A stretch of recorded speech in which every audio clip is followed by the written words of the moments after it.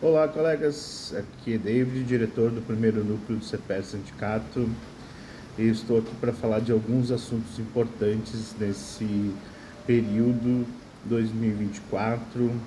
Então, em primeiro lugar, queria desejar a todos e todas um bom ano letivo e quero tratar já de um tema importante, que é a escolha de turmas. Muitos até já escolheram suas turmas, mas estamos em processo de escolha de turmas. Existe um documento orientador sobre essa questão, lembrando que há pouco tempo estávamos acostumados a que tivéssemos reuniões com todos os professores para que cada um escolhesse sua carga horária. Contudo, essa nova orientação que foi tomada pela quarta CREA e por outras CREAs, pelo que eu tenho informação, não é necessário reunir todos os professores para tomar essa decisão. Contudo, é importante que todo mundo fique alerta, porque os critérios ainda são necessários para a escolha de turma. Então, eu disponibilizei nas redes toda os critérios para a escolha de turma, mas eu sei que alguns colegas ainda não tiveram acesso a esse documento, por isso que ainda continuo disponibilizando esses critérios, que são muito importantes, inclusive em diálogo com a quarta CRE, eu falei sobre a importância desses critérios. Não é plausível que façamos a escolha de turma sem critérios. Então, os critérios estão disponibilizados e quem tiver alguma dúvida também pode entrar em contato conosco e com as direções de escola para que tenham conhecimento destes critérios. Um outro assunto importante é a questão do reajuste salarial deste ano. Lembrando que o piso salarial nacional foi reajustado 3,62. Contudo, a pergunta que mais me fazem é se funcionários receberão, se todos os professores receberão, se os aposentados receberão. Lembrar, pessoal, que apesar da determinação nacional deste piso e que é necessário que seja reajustado aqui no Rio Grande do Sul também, a Assembleia Legislativa e o governo estadual precisam efetivar esse reajuste. É preciso que o governo encaminhe para a Assembleia Legislativa um projeto de lei que faça esse reajuste. E aí vale a nossa pressão importante para que os funcionários recebam também esse reajuste, já que no último período do governo Leite nós tivemos essa discrepância de que os funcionários não receberam reajuste junto com os professores.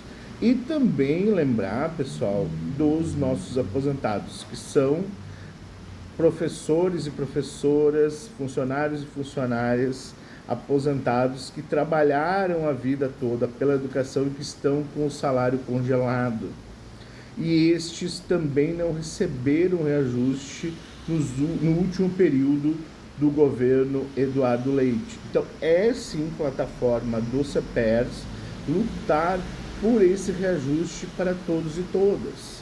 Contudo, é a Assembleia Legislativa que vai decidir se o reajuste será para todos e todas, professores, funcionários e também para aposentados. Queria tratar também sobre a questão da eleição para diretores de escola. Estou encaminhando para aqueles que são os nomeados, que podem concorrer às eleições, as regras para quem quer concorrer novamente ou vai concorrer para a direção de escola. Acho que o ano de 2024 é muito importante, porque este ano teremos novamente as eleições para a direção de escola. Houve algumas mudanças e a gente está encaminhando essas novas regras. Outro tema importante, pessoal, é a questão do informativo sobre as ações que o CEPERS tem. Nós estamos entrando com mais de 80 ações por dia aqui no núcleo para professores, tanto nomeados quanto contratados, e para funcionários.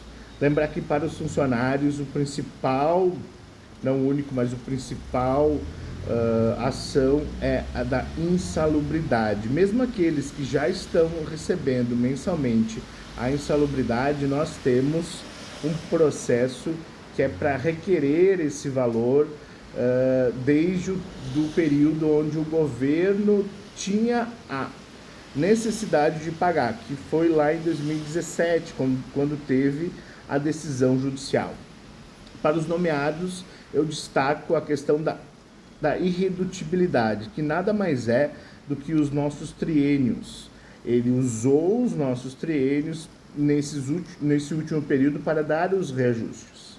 E isso não é compatível conforme o nosso processo. A gente acredita que é importante que todo mundo entre com esse processo exatamente para fazer pressão no judiciário, que todos possam ganhar novamente esse valor que foi tirado do nosso contra-cheque conforme as mudanças na lei que o governador fez a partir das mudanças também aprovadas na Assembleia Legislativa.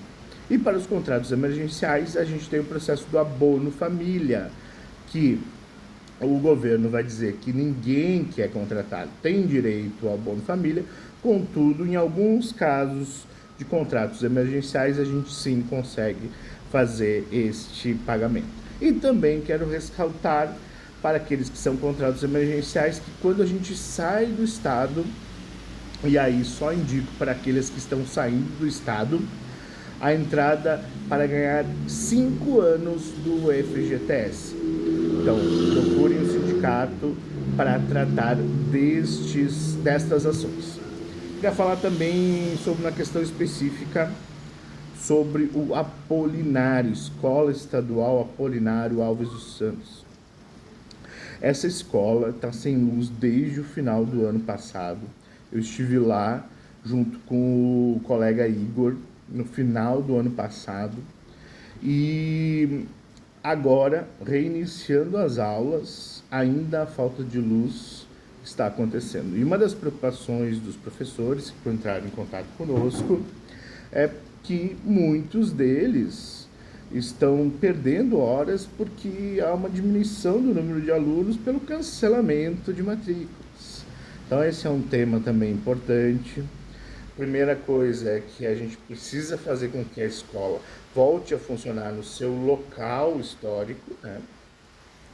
E até para garantir que todas as matrículas estejam sendo feitas, mas que essa alternativa que a Quarta CRE está criando de ir até o Evaristo de Antônio para que as aulas aconteçam prejudica tanto o Apolinário quanto a escola tanto a escola Evaristo. Então, assim, é algo que só piora com o decorrer do tempo. Também queria falar sobre a questão do Cristóvão de Mendonça, que nos últimos tempos, historicamente, a gente sabe que precisava de reformas e, felizmente, a gente tem uma boa notícia sobre isso.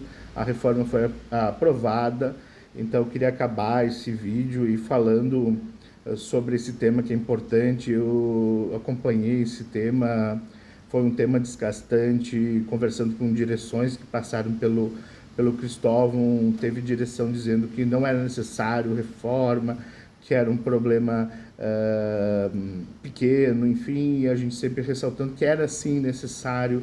Demorou 14 anos para sair, a gente felicita que felizmente o valor foi liberado. Felicito aos deputados que estavam sempre nessa luta, né? Principalmente o Pepe Vargas, que levantou essa questão para que a reforma felizmente saísse.